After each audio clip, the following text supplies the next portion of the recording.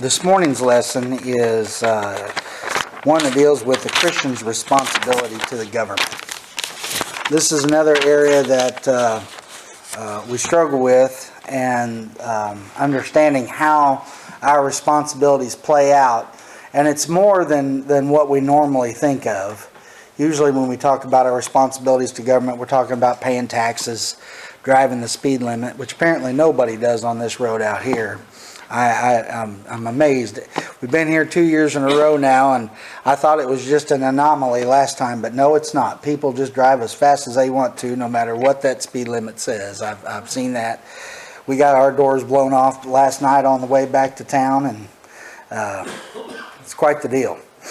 You have to hang on to your kids out there, don't you? I mean, you really do. But it's more than that when we're talking about our responsibility to government. The first thing I'd like for us to understand and recognize in our study this morning is that government is an institution that has been established by God Himself. God established 3 different human institutions, 4 really, but 3 for our purposes. The first being the home, when God said that when man would leave his father and mother and join with his wife and the two would become flesh, so being one, that's God's giving us the home. And that's the basis of the home. Like I said in the last hour, one man with one woman for life with one exception. And that's God's vision of the home, and we have no right to change it because it's an institution that God created in that fashion. God also created the church, created the kingdom of Israel as well, but He created the church as a human institution and the way in which we must live, and how it is that we are to worship Him, and how to become a Christian, and how it is that we are to live our lives day by day, and how it is that we are to come together and teach and edify one another. And we don't have the right to change those things because it is a God-given institution.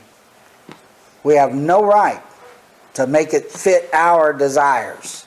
The denominational world round about us tries to all the time, but we don't have that right because He gave it to us in this way.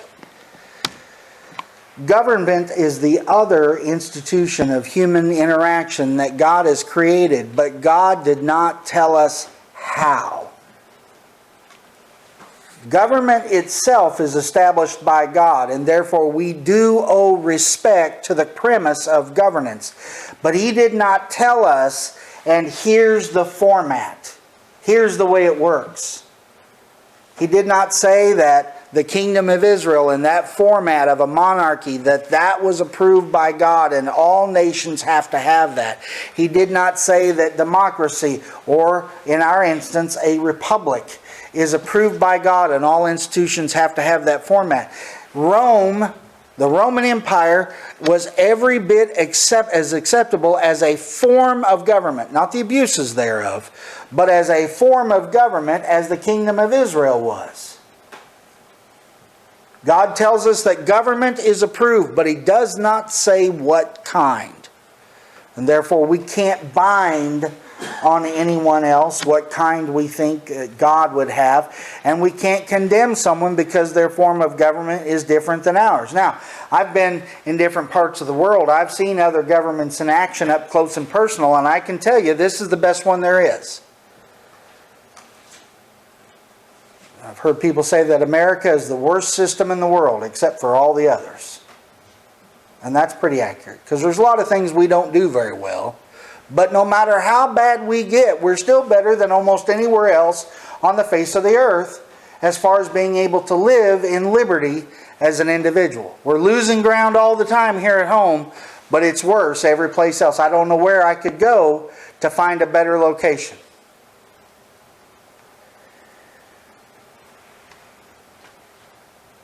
God has given government the authority to exist by establishing it with exousian authority.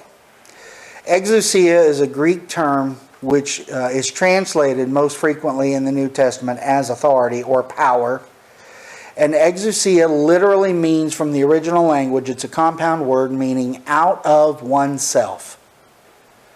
And the idea is that the power or the authority to rule over a sphere of influence is held by the individual or the institution with exousian authority, out of oneself. There is no need to appeal to a higher power. I'm in charge.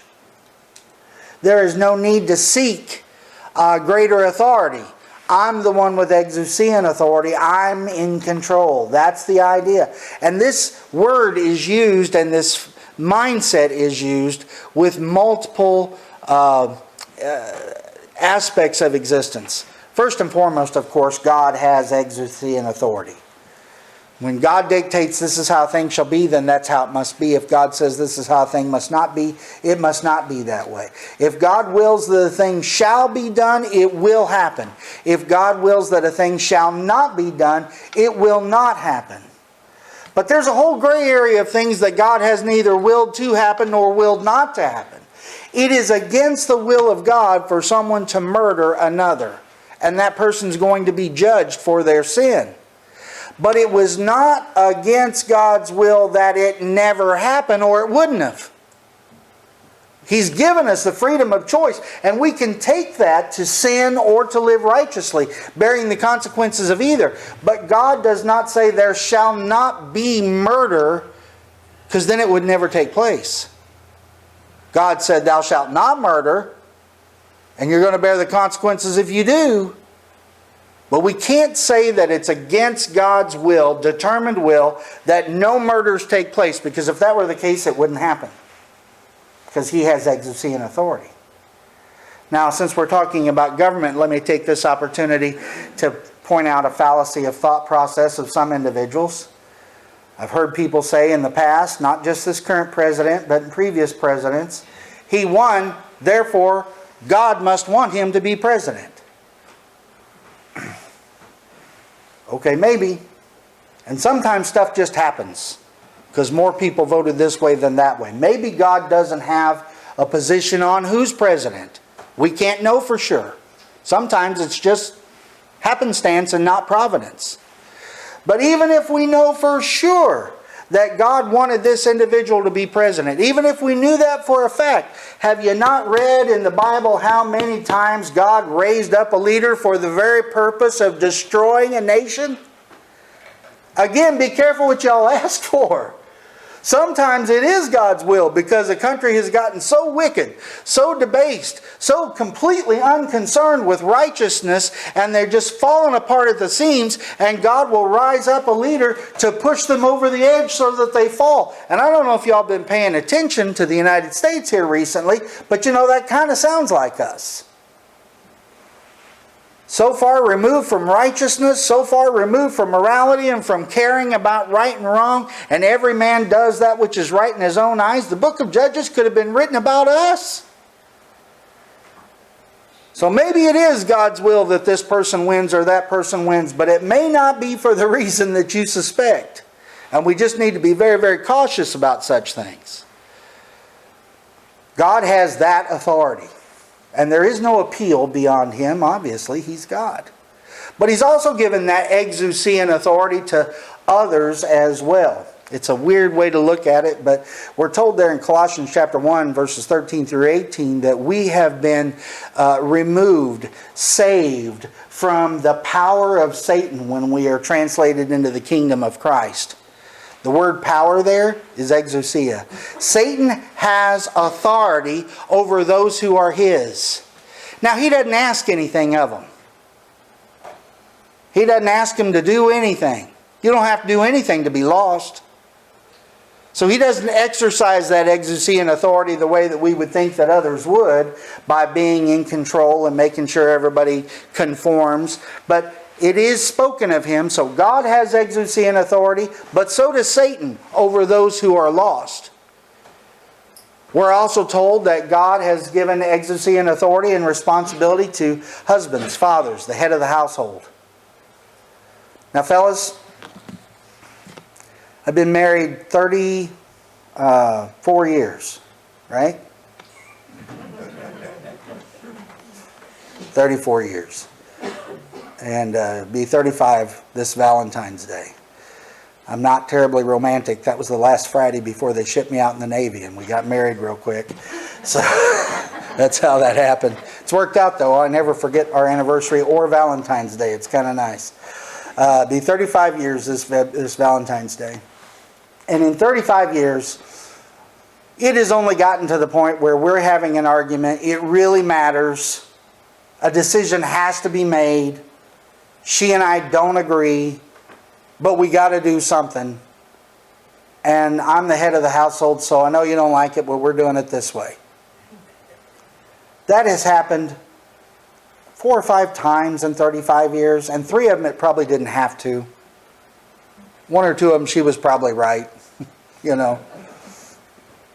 But the reality of it is that it's rare that a man should, in his own house with his own wife, have to exercise his exousia authority against her desires. If you find yourself putting your wife down every time you turn around, you're doing it wrong, brother, and it's time to repent.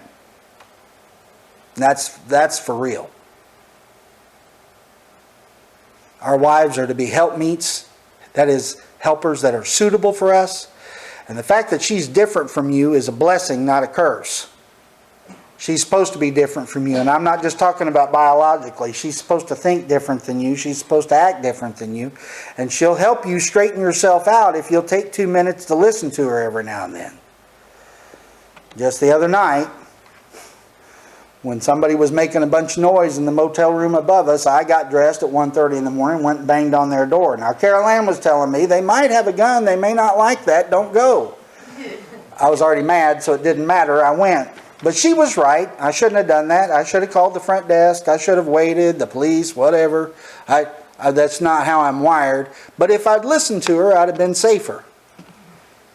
Turns out if you bang on somebody's door at 1:30 in the morning, they oftentimes won't answer. But they do get quiet after that. And so it worked. It was okay. But she was right. However, as heads of the household, we do have exousia and authority, brethren. And what that means is that you're responsible for your family. You're responsible for making sure that the will of God is exercised in your household to the very best of your ability. You're responsible for making sure that your children get taught the gospel. You're responsible for making sure that your children live according to that standard to the very best of your ability. I know our kids, they're all going to do something wrong. I've got 3 kids. You know, they're not perfect. They're half me, for crying out loud. So we know they're not perfect. But it's my job to make sure that they try to be as perfect as they can possibly be. And just because they got older and moved out of the house, my job isn't over. A lot of times people say, well, they're out of the house. It's not my responsibility anymore. You're not their father? They're not your children? Well, he's 60 years old. Well, you're still his daddy. If your 60-year-old son is acting a fool and you're not knocking on his door to straighten him out, you're failing, brother. He may not listen to you. You may not be able to finish the task. But let it be because he's a knothead and not because you gave up. You have exousia and authority. It's your responsibility. You're the one that is going to answer to God for what did and didn't happen. And not just this kid was good and this kid was rotten, but this kid was good, this kid was rotten, and this is what I tried to do to fix it. Exousia and authority is yours. Use it, because you will be held accountable for it. That same exousia and authority is given to us as individuals as well. I'm in control of me. I'm not in control of any of y'all. I'm not in control of my wife. That was one of the hardest lessons I had to learn over the last 35 years, was that I'm not in control of my wife. I'm the head of the household. I help make those decisions, and when we can't agree, I make the final decision, and I clear the path, and I say this is the way that it is. But I can't control her as another human being, nor should I try. But that's not how I understood things when I was a young husband at 21, 22, 23 years old, and I was insufferable. She deserves a statue someplace because of putting up with me all those years. That's no joke. A couple medals to wear around too wouldn't hurt. But the fact of the matter is that each of us has that authority. You are in control of you. This is one of the things that people do. I don't know how many of y'all remember the Flip Wilson show. Y'all remember Flip Wilson? And the character, Daniel don't. And the character, Daniel Lindsay, like, Flip who? And the character that he played, Geraldine, what was Geraldine's tagline? Right? The devil made me do it. Didn't matter what she'd done, he did. Is Flip Wilson wearing a dress, in case you weren't sure about that. Didn't matter what he'd done, the devil made me do it. I'm not responsible. We say it all the time too, don't we? I'm only human. You think that's a pass? You're responsible for you. Everything you say, everything you do. I mean, accidents happen. There's slips of the tongue, but you repent immediately thereafter. You're responsible for you. If you're living sinfully, let's be honest with each other, it's because you like it that way. And you like it that way enough that you're not willing to repent and change. But you're doing it. You're doing it. You're responsible. You're in control. And that is exactly why when we stand before the judgment seat of Christ to answer for the things that we've done in this life, whether they be good or bad, 2 Corinthians chapter 5 and verse 10, that is exactly why you're going to be held accountable for it. Because you're the one who did it. You're the one who was in control because you have exousia and authority over you. But God has also given that exousia and authority to government. Government has control. Now, as the head of the household, well, as my wife, Carol Ann has complete control over herself, but her will to rule in her life cannot usurp a higher authority. I'm the head of the household. That's why if we disagree, she's to yield to me because I've got the higher authority in the hierarchy of this exousia and authority. God's authority is supreme. So anything I might do or anything I might lead my family to do, I do not have the right to lead them contrary to the will of God because He's the highest of authorities. So even though I have exousia and authority in my own sphere of influence, I do not have the right to violate the will of God. Government has exousia and authority. But when government's authority and God's authority conflict, my responsibility is to always follow the higher authority, even if it means suffering the consequences of not following the government. So for example, in China, when they used to have the one child born alive policy, you could have one child, and that's it. They were so concerned about overpopulation that they limited all couples to one child each. And because of that, and because of their culture being so male-dominated, male-centric, if girls were born, they would oftentimes take those baby girls and leave them out on the side of the road to die of exposure or being attacked by animals.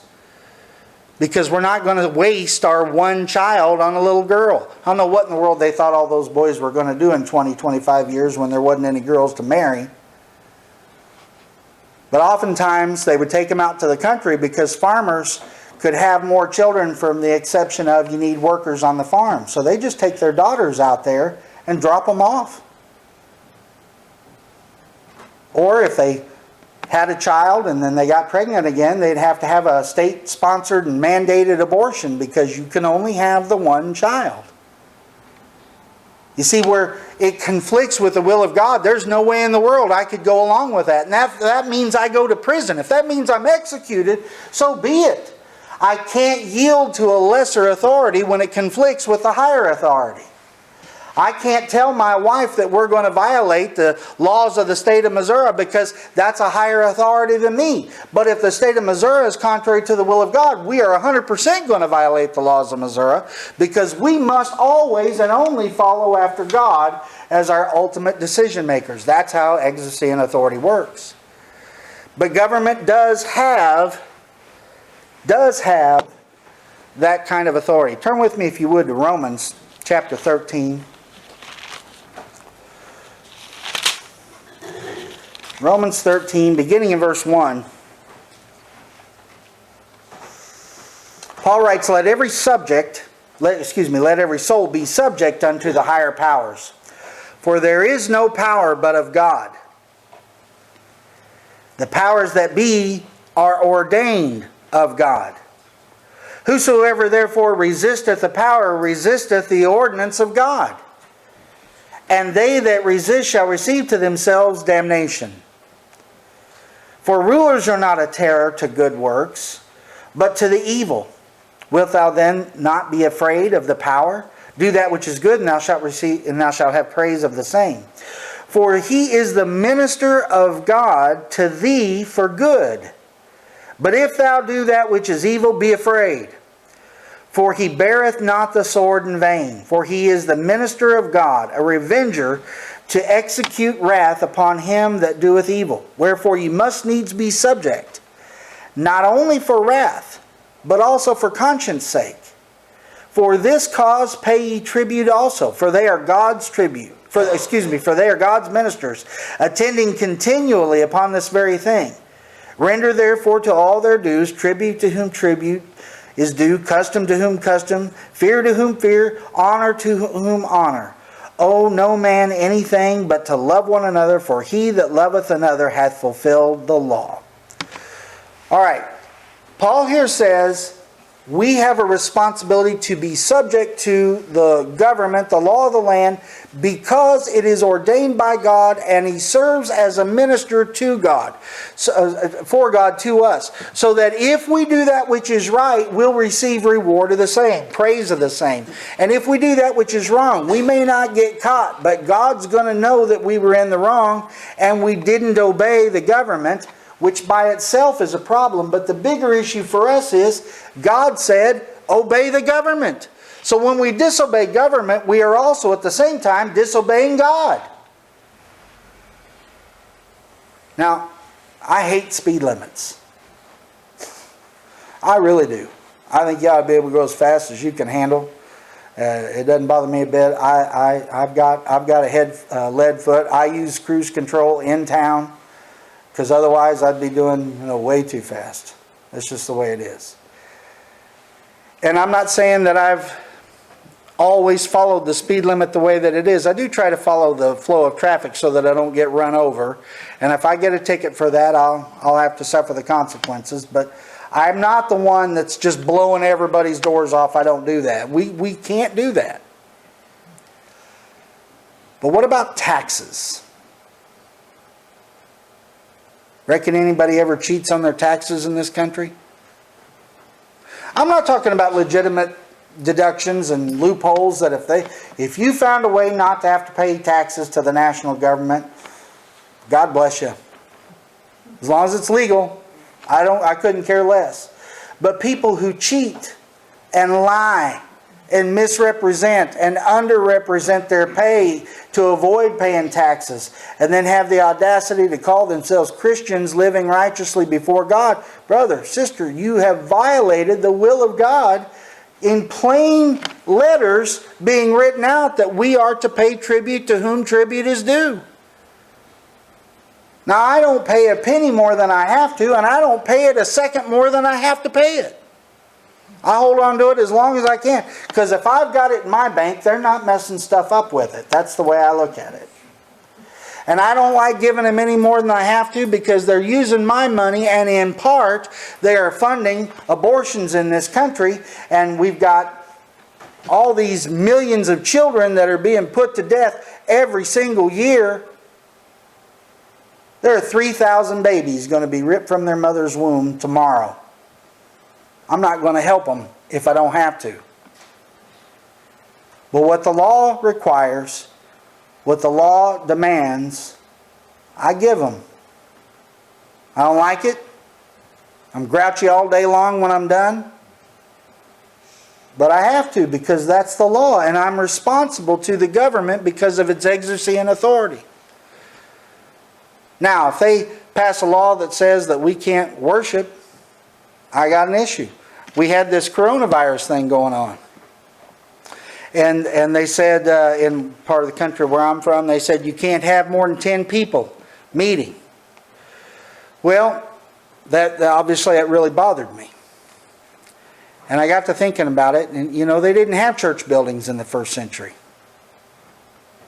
The Christians in the first century didn't come together in nice church building setting like this and worship. That's not how they did it. How did they do it? Well, they met from house to house. Well, we have technology that's different today than it was then, but we can still meet from house to house. We're not all together, but they weren't either. They weren't. And so for a few weeks I preached over the internet, and we worshiped together as brethren that way, and I believe we still did what God told us to do. I didn't like it, but the government said that's the way it had to be, and I didn't have the authority based on the Scriptures to be able to defy the government, so we didn't. But if they ever say that you can't preach the gospel this way, if they ever say that I can't teach the truth of God's Word, now we're fixing to have the biggest tent meeting out in public you ever saw in your life and bring plenty of handcuffs, because we're all going. Because I'm going to follow the will of God before I follow the will of government. That's how exousia authority works. Government has that authority, but government is going to be judged based on how it exercises that authority as well. And it's not just government proper and the way in which it works, it's at the individual level too. So we're all familiar with the book of Philemon that Paul wrote to Philemon about Onesimus. Onesimus was a runaway slave. Philemon owned Onesimus. And Onesimus ran away, which was a crime punishable by death under Roman law. And Onesimus somehow or another got hooked up with Paul. Paul taught him the gospel. Onesimus obeyed the gospel, became a Christian, and was a worker along with Paul, one whom Paul respected and appreciated very much. But Onesimus had violated the law. It didn't matter that he had since become a Christian. For those of our friends and some of our brethren who want to suggest that I got married and divorced unscripturally and got remarried unscripturally, but I've become a Christian since then, so all that's wiped out, go read Philemon for me real quick. Because Onesimus had violated the law, had run away as a slave, then became a Christian, but he still had responsibilities. His sin had been forgiven, but the consequences of his sin still had ramifications in his life. And that's true for marriage, divorce, and remarriage as well, by the way. Paul said, you're a runaway slave. Yes, you're a Christian. Yes, I love you. Yes, I appreciate you. But you have to go back. Onesimus was going back to Philemon, a man he ran away from for some reason. And every step of the way, he's closer to his own execution, at least in theory. Can you imagine? Being so faithful as a Christian that you're going to willingly go back to where they can put you to death. But you do it because that's what the law requires and you're a faithful child of God and you're not going to do something contrary to the law. Now, Paul also wrote the letter, and Onesimus carried it, and I love Paul's way of wording.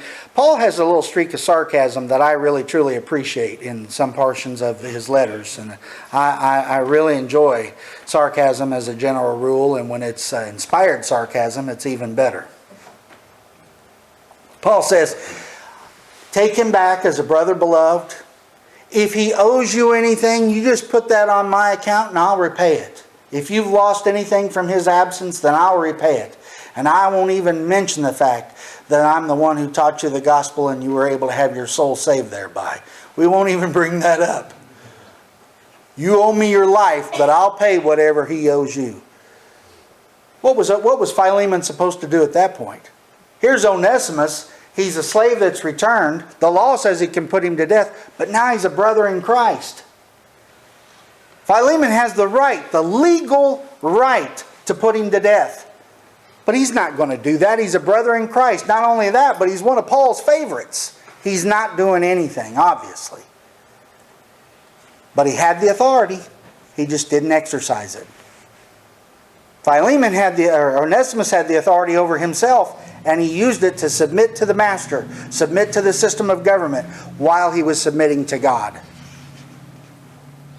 Because we're all in that realm of responsibility and authority.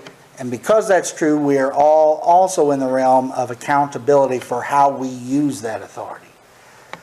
The individual will answer to God for how you've lived. The head of the household, fellas, you will answer to God for how you've led your family. And government will answer to God for how governments have interacted with their subjects and with the world round about them. Those individuals who have led governments in terrible ways, Adolf Hitler, Benito Mussolini, they are going to answer for all of that at the judgment of Christ. And there are some people in government here in this country that I strongly worry for their ability to be able to answer for what it is that they've said and done. And like I said, the estimates range from 30 to 40 million babies who are not here in this country since abortion was made available on a national scale in Roe versus Wade. What's the population of Tennessee? Anybody know? Y'all live here, don't nobody know. Okay, it's Missouri, 6 million. All right? 8 Missouris. That's how many babies don't live here no more. That were murdered in their mother's womb. I cannot imagine having to answer for that. Can you?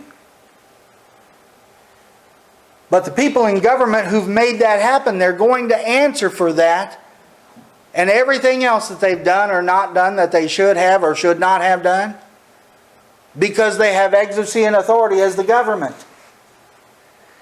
Here's the thing. Because government has that authority and because government is therefore accountable, then everybody who exercises that exousia authority and does it wrongly, they shall answer for it before God. In most countries, that's the king, or that's the chairman, or the parliament. Who has the ultimate political authority here in the United States of America? It's okay, you can say. It's us.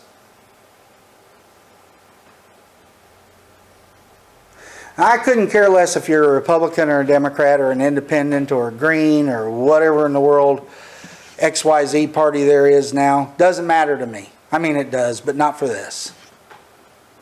I don't care. If you are going to participate in the elections upcoming, or any elections for the rest of your life, when you're about to pull that switch, when you're about to feed the ballot into the machine, when you're about to mark which ones you want, I just want you from now on to think about this. You're going to answer for those choices. You are. Not what those yahoos do once they're in office, that's on them. But you are going to answer as the ultimate political authority in the United States of America. You and I and all of us, we are all accountable for the selections we make in our voting.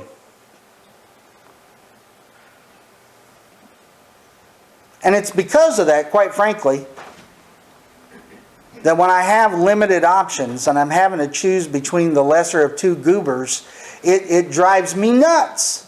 Because I'm not excited about anybody.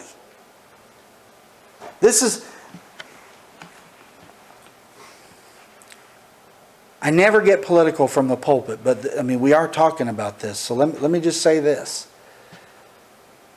As I told you all earlier, I'm a little to the right of Attila the Hun politically.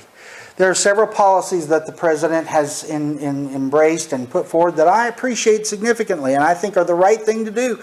I wish someone would turn Twitter off about 10 o'clock at the White House every night. That'd be great. And if he ever talked about my wife the way I've heard him talk about other women, he'd be eating soup for a month.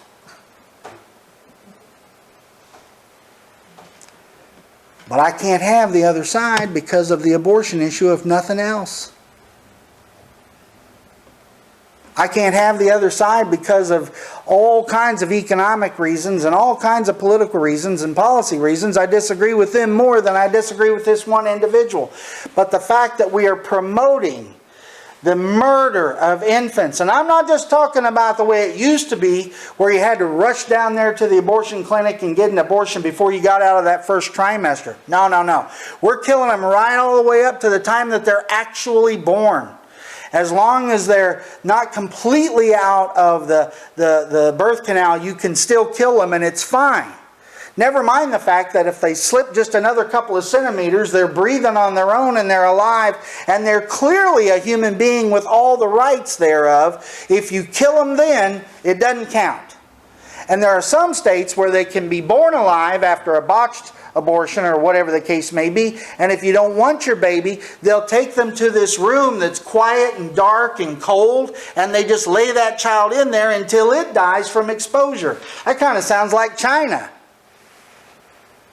And it's legal. And it's fine. And we've got one person who's supporting that, promoting it, and another person who says, I'm against it. I don't care what else is going on. Me, myself, and I. I'm not telling y'all what to do. Me, myself, and I can't. Doesn't matter how much this guy over here aggravates the tar out of me, and he does. I can't on this side. Because I have exousia and authority.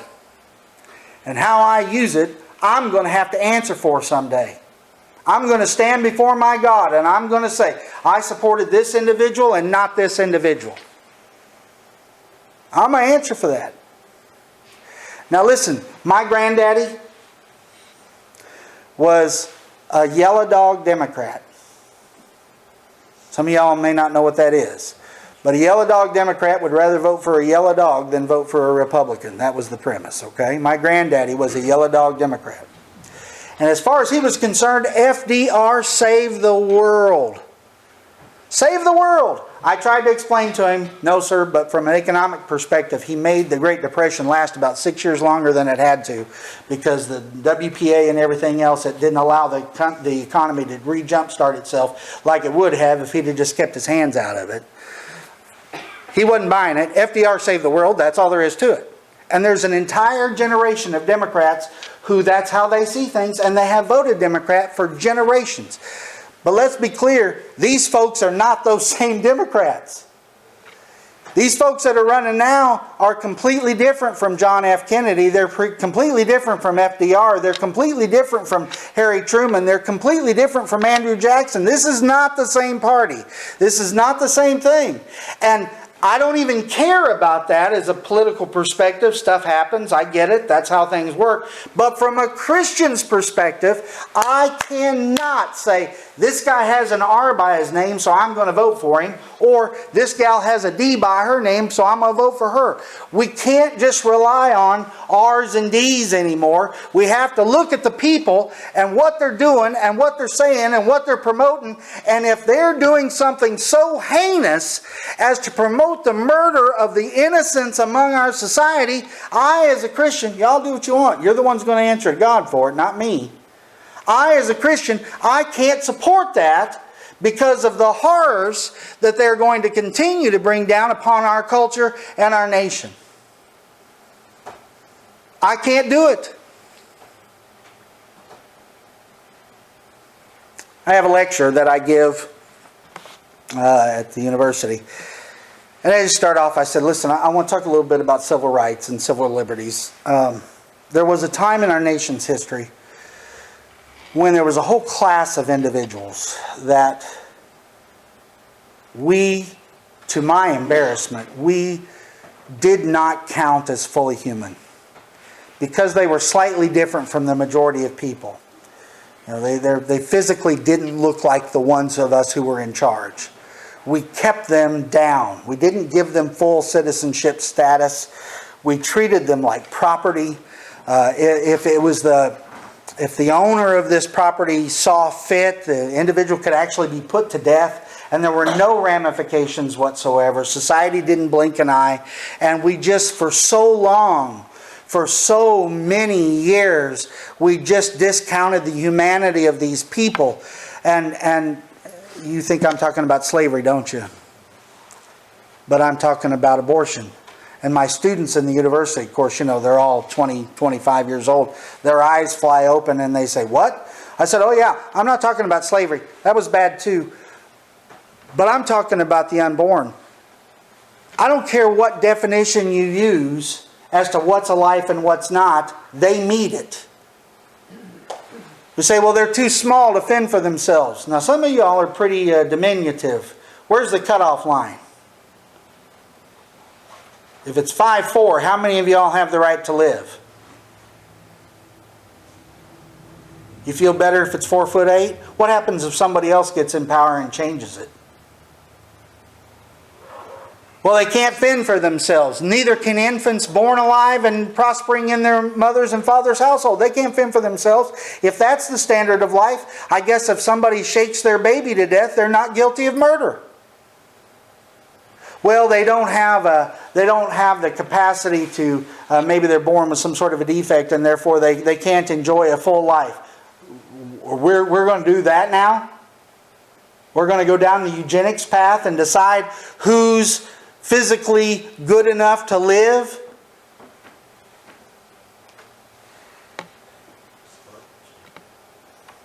That's how Planned Parenthood started, by the way. It was eugenics and trying to decide. Weeding out black folks, by the way, is what Margaret Sanger was trying to do.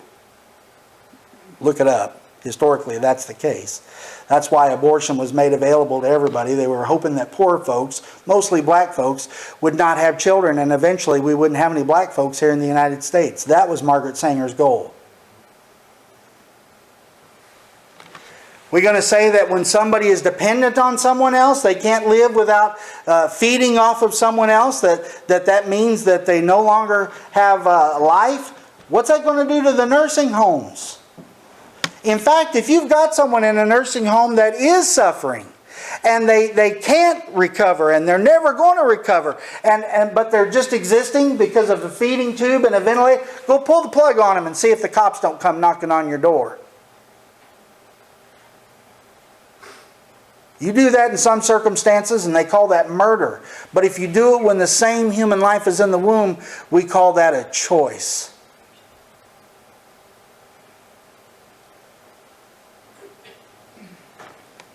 I'm the government in this country.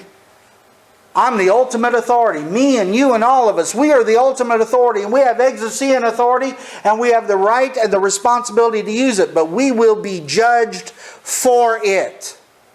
So when we cast our ballots, and I'm not just talking about the president, and I'm not talking just about the Senate and the House, I'm talking about the local levels as well, all the way down to your Board of Aldermen, your mayor. When you make those selections, it ought not be on, well, he's my mama's cousin twice removed on there, so I'm going to vote for him. Or I knew him in high school, I'm going to vote for him. Wouldn't it be cool if, I don't know, we actually thought about it and tried to choose the best person for all the jobs out there? If just the best person was selected,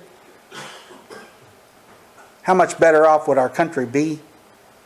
If we chose individuals who were going to serve righteously, how much better would our country be? Now, we were never, as I said before, we were never a Christian nation, nor do I think we ever can be.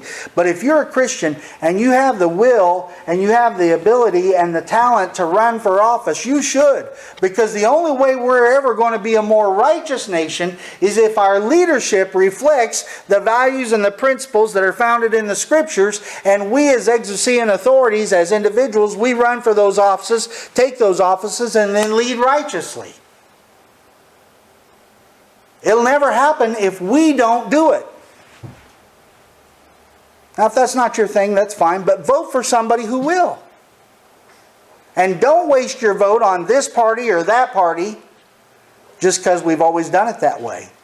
You have to think for yourself. You have to research. You have to know. You have to actually work at it. You don't just go in there and vote straight ticket Republican or straight ticket Democrat. You're going to answer for that someday, brother. You're going to answer for that someday, sister. Now, I've elected a lot of morons over the years, don't get me wrong. But it wasn't because I wasn't trying to find the best person. They just lied to me good.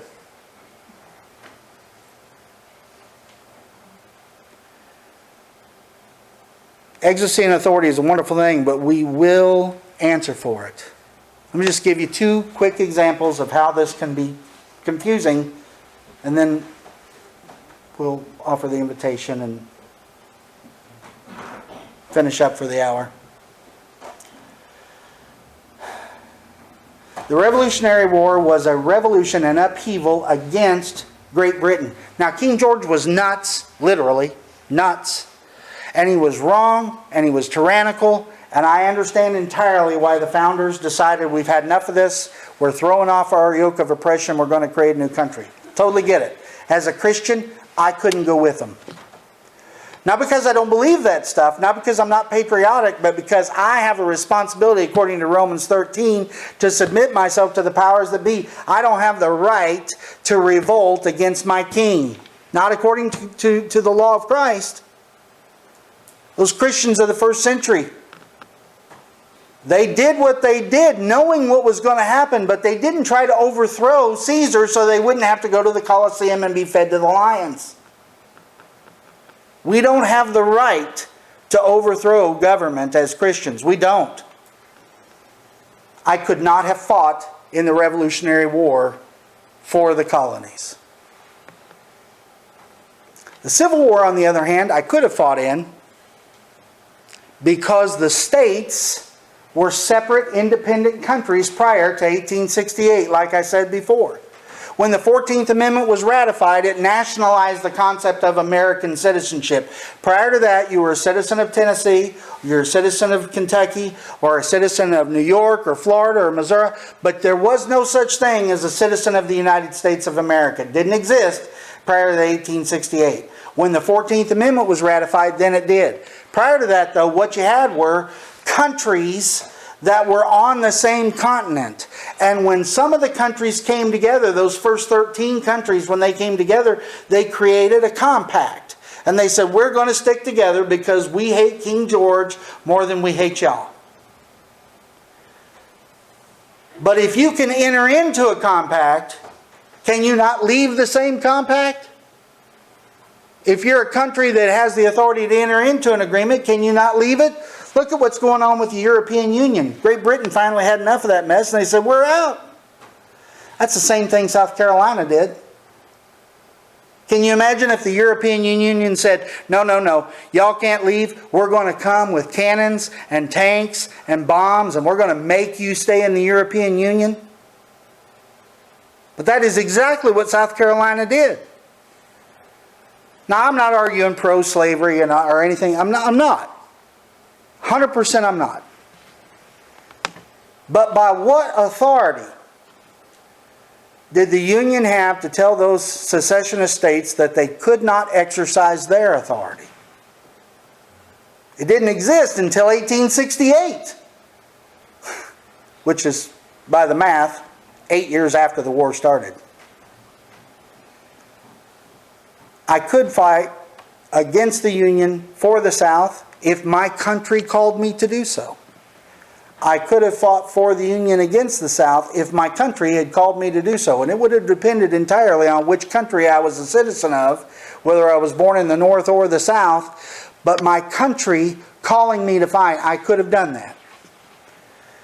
I didn't have the right to rebel against King George, but I did have the right as a Christian to follow the leadership of my country because God says follow the government. Unless it disagrees with His will. But if they say go, I would have went. It gets touchy. It gets tricky. It gets touchy and tricky in the ballot box. I'm not saying there's any easy answers. And I'm not in any way, I don't want anybody to misunderstand, I'm not telling you what to do on Election Day. I am telling you, however, that whatever you do on Election Day, you're going to be judged for it. Not just this election, but all of them. And not just those days, but all the days of your life. Because you have that kind of authority, you have that responsibility. Therefore, you are accountable. And we will all appear before the judgment seat of Christ to answer for the things that we've done in this life, whether they be good or bad. Again, 2 Corinthians chapter 5 and verse 10. Are you living the way of a Christian? Because you know you're going to be answering for that if you're not. Are you going to hear, well done, thou good and faithful servant, enter into the joy of thy Lord? Or are you going to hear, depart from me, ye that work iniquity, I never knew you? You're going to hear one or the other. There isn't any gray area. Nobody's going to slide through the cracks accidentally into heaven God makes no mistakes. God knows all, He sees all, He understands all, and He knows the law. He knows the Word, the same Word by which we shall all be judged as a standard that we're going to be measured against. John chapter 12, verse 48. And we will either match the pattern that Christ has set for us, and we'll be welcomed in with open arms, or we will not match that pattern and we'll be cast away into outer darkness. Every one of us, every one of you has that kind of authority. You're in total control of you. What are you doing with it? If you're not living the way that you should, how you vote's included, but that's a tiny fraction of it. If you're not living the way that you should, isn't it time to repent? Isn't it time to set that aside? You're responsible for you. You can fix you. You're not a victim. You're the one in charge. Straighten up. Be what you're supposed to be. Because the consequences are unthinkable. If you're in need of the gospel call and we can help you change whatever it is that you need to, if you just need prayers of the congregation, if you need encouragement, whatever the need may be, we'd like to help you if you'd let us.